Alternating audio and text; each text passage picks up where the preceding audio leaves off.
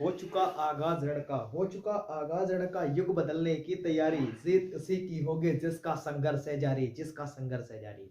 दोस्तों आप सभी का स्वागत है दिल से दिल तक की इस क्लास में। आज की इस वीडियो के अंदर दोस्तों हम डिस्कस करने वाले हैं 35 रूल्स ऑफ ग्रामर। यानी 35 रूल्स तो मैं डिस्कस नहीं करूंगा, इस वीडियो के अंदर हम धीरे धीरे करके बहुत सारे वीडियोस आपके साथ बनाएंगे। और ये वीडियो सबसे इंपॉर्टेंट बात ये है दोस्तों कि ऑल कंपटीशन एग्जाम को कवर करते हुए ग्रामर्स के रूल कवर किए जाएंगे। सिर्फ वेरी इंपॉर्टेंट रूल्स ही कवर किए जाएंगे जो एग्जाम में, हर एक कॉम्पिटिटिव एग्जाम में बार बार रिपीट होते हैं। उसी को देखते हुए, उसी के एनालिसिस के बेस पर ये वीडियो आपके सामने आएंगे। तो आज ये क्लास 1 है। क्लास 1 के अंदर मैं आपको बेसिक्स बताऊंगा कि क्या क्या चीजें बेसिक्स के अंदर होती हैं। इसके बाद फिर दोस्तों हम धीरे धीरे एडवांस लेवल को कवर करते हुए चले जाएंगे। तो जितने भी इंपॉर्टेंट रूल्स एग्जाम के पॉइंट ऑफ व्यू से हैं वो सारे के सारे इंपॉर्टेंट रूल्स इस वीडियो में आपको आने वाले वीडियोस में कवर किए जाएंगे। बहुत सारे वीडियो एक एक पार्ट्स के आने वाले हैं। ज्यादा लंबे लंबे वीडियोस नहीं होंगे, मैक्सिमम वीडियो 20 मिनट्स के होंगे, 20 मिनट से ऊपर कोई भी वीडियो नहीं होगा। तो आज की इस वीडियो में हम आपको दोस्तों सिखा देते हैं कि वो कौन कौन से इंपॉर्टेंट चीज है, कौन कौन से इंपॉर्टेंट रूल हैं जिनके बेस पर हम चीजों को कवर करने वाले हैं। और आज चूंकि पहली क्लास है तो पहली क्लास के अंदर कुछ बेसिक चीजें बताऊंगा, अगली क्लास से इंपॉर्टेंट चीजों को शुरू कर दूंगा। दोस्तों जब भी हम ग्रामर की बात करते हैं या किसी भी कॉम्पिटिटिव एग्जाम में इंग्लिश की बात करते हैं तो एक बहुत इंपॉर्टेंट एक्सपर्ट जानिएगा, किसी भी कॉम्पिटिटिव एग्जाम में जहां पर हम इंग्लिश की बात करते हैं तो इंग्लिश के सेक्शन में हमसे 3 चीजें दोस्तों पूछी जाती हैं। पहली इंपॉर्टेंट, यदि आप दोस्तों किसी स्कूल के एग्जाम में हैं तो भी दोस्तों आपके लिए वीडियो बहुत ज्यादा इंपॉर्टेंट होने वाला है।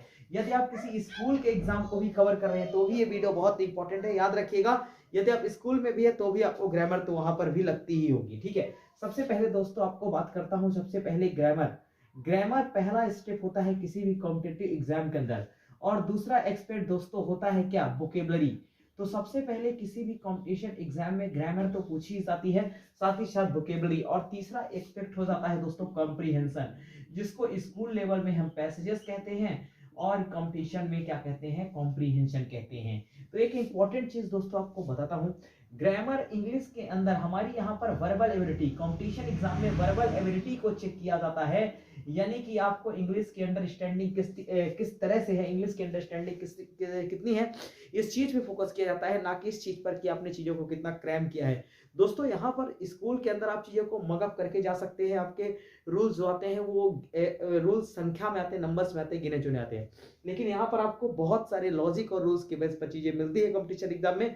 यहाँ पर मगअप आप नहीं कर सकते हैं, ठीक है। यहाँ पर चीजों को टैकल करना हार्ड नट टू क्रैक है, ठीक है, एक डिफिकल्ट प्रॉब्लम है। लेकिन यहाँ पर दोस्तों मैं आपके सामने आपका लेवल अभी चेक करूंगा कि आप किस लेवल पर हैं, किस स्तर पर हैं। कुछ एक इंपॉर्टेंट सवाल आपके सामने रखूंगा, उसके बेस पर आप बताइएगा कि आप, यदि आप उसके सही आंसर दे लेते हैं तो आपके ग्रामर के बेसिक्स ठीक है। यदि आप आंसर नहीं दे पाते हैं तो आपके बेसिक्स भी क्लियर नहीं है, फिर आपको बहुत ज्यादा इंप्रूव की जरूरत है और हमारे साथ जुड़कर पढ़ने की जरूरत है, ठीक है। चलिए दोस्तों, तो सबसे पहले इंपॉर्टेंट चीज है ग्रामर और वोकेबलरी को ऐड करके ही दोस्तों क्या बनता है, कॉम्प्रीहेंशन बनता है। तो यदि आपकी ग्रामर ठीक है, वोकेबलरी ठीक है, तो आपका कॉम्प्रीहेंशन वाला पार्ट ऑलरेडी अच्छा चला जाएगा।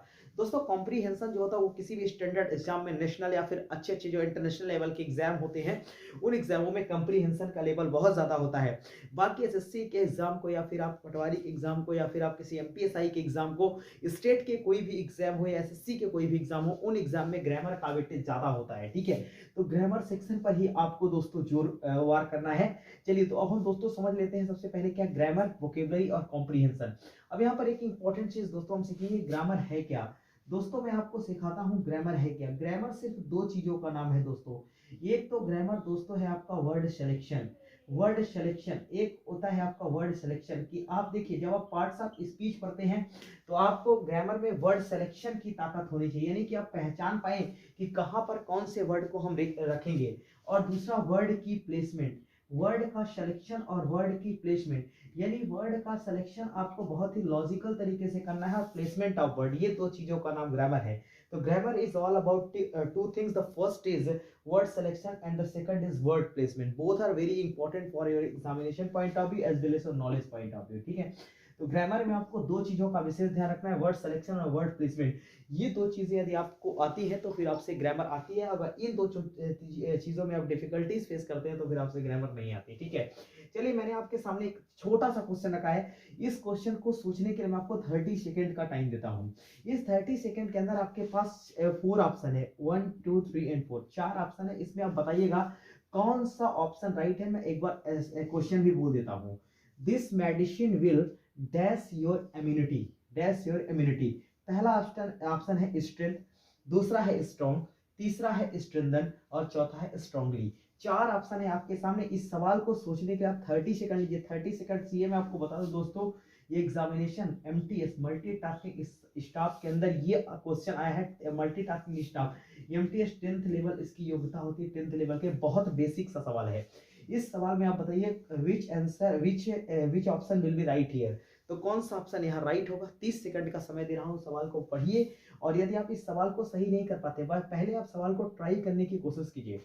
यदि सवाल को आप ठीक नहीं कर पाते, इसका मतलब ये है कि आपकी ग्रामर बहुत ही बेकार है और बहुत ही बेसिक है, फिर आपको बहुत वर्क करने की इस पर जरूरत है। तो आप 4 ऑप्शन सवाल देख लीजिए। एक बार और बोलता हूँ, this medicine will dash your immunity. उम्मीद करता हूँ दोस्तों आपने ये 4 ऑप्शन देखे होंगे और 30 सेकंड का टाइम आपने लिया होगा, वीडियो को पॉज किया होगा। अब देखिए दोस्तों, देखते हैं। चलिए तो इसमें देखते हैं राइट आंसर क्या होगा। दिस मेडिसिन विल, आपको पता है दोस्तों कि विल जो है वो एक्चुअली में मॉडल हेल्पिंग वर्ब होती है। विल क्या होती है, विल मॉडल हेल्पिंग वर्ब होती है। और आपको बहुत अच्छे से पता है कि विल क्या है, मॉडल हेल्पिंग वर्ब। और मॉडल के साथ आप मेन वर्ब की कौन सी फॉर्म का यूज करेंगे, मॉडल के साथ आप मेन वर्ब की फर्स्ट फॉर्म का यूज करेंगे। अब आपको इसमें पता ही नहीं है कि मॉडल के साथ जो आता है वो मेन वर्ब की फर्स्ट फॉर्म आती है। अब जब आप इसमें से वर्ब ही नहीं पहचानते हैं, आप इसमें से आपको वर्ड सिलेक्शन के ही इंपॉर्टेंट चीजें नहीं पता, तो इस सवाल को आप नहीं कर पाएंगे। इसमें आपको सेलेक्ट करना होगा कौन सा वर्ड कौन सी ग्रामेटिकल प्रोफाइल को होल्ड करता है। तो पहला शब्द है स्ट्रेंथ। दोस्तों स्ट्रेंथ अपने आप में नाउन होता है, ये पहली इंपॉर्टेंट चीज। स्ट्रॉन्ग की जब भी हम बात करते हैं तो स्ट्रॉन्ग अपने आप में एडजेक्टिव होता है, और स्ट्रेंथन अपने आप में दोस्तों क्या होता है, वर्ब होता है। और स्ट्रांगली अपने आप में क्या होता है दोस्तों, एडवर्ब होता है। ठीक है, इस स्ट्रेंथ का मतलब ताकत या शक्ति, इस स्ट्रॉन्ग का मतलब ताकती, इस स्ट्रेंथन का मतलब ताकत होना, ताकत देना, और इस स्ट्रांगली का मतलब जो कि बिहेवियर को बताए। ठीक है, तो ये 4 ऑप्शन ही है, नाउन हो गया, एडजेक्टिव हो गया, ये वर्ब हो गया और ये क्या हो गया, एडवर्ब हो गया। अब आपको ऑप्शन सही ऑप्शन की तरफ जाना है, तो आपको पता है ये मॉडल, ये विल क्या है, मॉडल हेल्पिंग वर्ब। इसके बाद मेन वर्ब की कौन सी फॉर्म आएगी, फर्स्ट फॉर्म। तो यहाँ पर वर्ब आएगा, यानी कि स्ट्रेंथन इस सवाल का राइट आंसर होगा। यदि आपने इसके अलावा कोई और भी ऑप्शन लगाया है, इसके अलावा यदि आपने कोई और ऑप्शन टिक किया है, इसका मतलब आपको ग्रामर सेक्शन पर बहुत ज्यादा एफर्ट लगाने की जरूरत है। ठीक है, तो इस सवाल का राइट आंसर क्या होगा, स्ट्रेंथन। क्यों, क्योंकि विल मॉडल हेल्पिंग वर्ब है, मॉडल हेल्पिंग वर्ब के बाद मेन वर्ब की फर्स्ट फॉर्म आती है, और वर्ब यहाँ पर यही है स्ट्रेंथन, और कोई भी वर्ब नहीं है। ये एडवर्ब है, ये एडजेक्टिव है, ये नाउन है। नेक्स्ट सवाल पर देखते हैं, ही हैज इनफ डैश। अब देखिए दोस्तों, आपको इन 3 ऑप्शन में से स्ट्रेंथ, स्ट्रॉन्ग और स्ट्रांगली, इन 3 में से इन 3 सवाल को भरना है, इन 3 सवाल को फिलअप करना है। अब आपसे चीजें बन जानी चाहिए। ठीक है, लिखा इसमें आप समय ले लीजिए, आप थोड़ा टाइम ले लीजिए, देखिए चेक करिए क्या ये आपसे सवाल आ रहे हैं, नहीं आ रहे हैं तो फिर वही प्रॉब्लम है। ठीक है, देखिए he has enough dash, he has enough. अब देखिए, अगर बहुत सारे लोग यहाँ पर, बहुत सारे बच्चे सोचते होंगे कि हैज जो है ये प्रेजेंट परफेक्ट की हेल्पिंग वर्ब है, इसके अलावा उन्होंने कुछ पढ़ा ही नहीं रहा। हैज और है प्रेजेंट परफेक्ट की हेल्पिंग वर्ब है। लेकिन एक इंपॉर्टेंट बात दोस्तों, यदि हैज और हैव के बाद, सुनिएगा, यदि हैज और हैव के बाद मेन वर्ब की थर्ड फॉर्म ना आए, जो कि यहाँ पर आ ही नहीं रही है, हैज और हैव के बाद मेन वर्ब की थर्ड फॉर्म ना आए, तो ये हैज और हैव फिर एक सेंटेंस में पोजीशन यानी कि अधिकार बताने का काम करते हैं। क्या बताते हैं, पोजीशन बताते हैं। तो इस सवाल में पोजीशन बताया जा रहा है। इनफ क्या है दोस्तों, इनफ अपने आप में एडजेक्टिव है। ठीक है, कि उसके पास पर्याप्त ताकत है, उसके पास पर्याप्त शक्ति है। तो अब ये बताइए कि अब यहाँ पर हमने क्या कहा, इनफ। अब देखिए इनफ एडजेक्टिव है, तो एडजेक्टिव के लिए हम क्या लगाएंगे, नाउन लेकर आएंगे। तो नाउन के लिए हमने क्या सही शब्द लिखा, नाउन के लिए हमने सही शब्द यहाँ पर लिख दिया स्ट्रेंथ। तो स्ट्रेंथ, तो देखिए ये नाउन है, और नाउन के पहले जो शब्द आता है वो क्या होता है, एडजेक्टिव होता है। तो ही हैज इनफ स्ट्रेंथ, उसके पास पर्याप्त शक्ति है। ठीक है, तो ये एडजेक्टिव हो गया। और एडजेक्टिव के बाद एडजेक्टिव को क्वालिफाई करने के लिए क्या आता है, नाउन। नाउन ऐसा शब्द है जो एडजेक्टिव को क्या करता है, क्वालिफाई करता है। ठीक है, नेक्स्ट है, सी इज अ डैश लेडी। अब लेडी अपने आप में नाउन है, और नाउन के पहले क्या आता है, एडजेक्टिव। तो इन 4 वर्ड में से देखिए, स्ट्रेंथ, स्ट्रॉन्ग, स्ट्रेंथन, स्ट्रांगली में से आप बताएं एडजेक्टिव क्या है। आपने कहा सर एडजेक्टिव है स्ट्रॉन्ग, तो यहाँ पर सही आंसर क्या होगा, स्ट्रॉन्ग।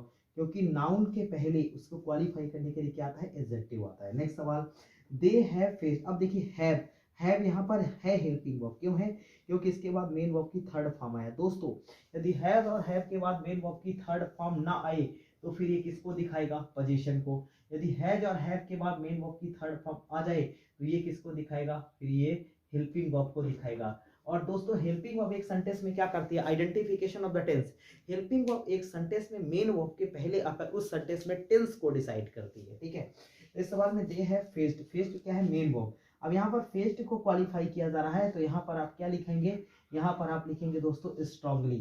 तो यहाँ पर राइट आंसर क्या हो जाएगा, स्ट्रांगली एडवर्ब, क्योंकि आपको पता है यहाँ पर फेस्ड क्या है, फेस्ड एक वर्ब है और ऐसे सब जो वर्ब को क्वालिफाई करते हैं वो क्या कहलाते हैं, वो एडवर्ब कहलाते हैं। तो ये रहा दोस्तों आज का इंपॉर्टेंट वीडियो। उम्मीद करता हूँ एक ही कॉन्सेप्ट अभी हमने समझाया है।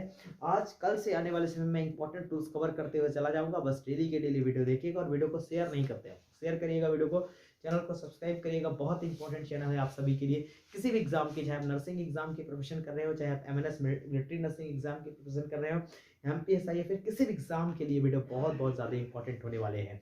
उम्मीद करता हूँ दोस्तों वीडियो अच्छा लगा होगा। अगर ये वीडियो अच्छा लगा हो तो इस वीडियो को शेयर करिए, चैनल को सब्सक्राइब करिए। मिलेंगे आपसे नेक्स्ट वीडियो में, कल से शुरुआत करते धमाकेदार। तब तक अपना ख्याल रखिएगा। जय हिंद।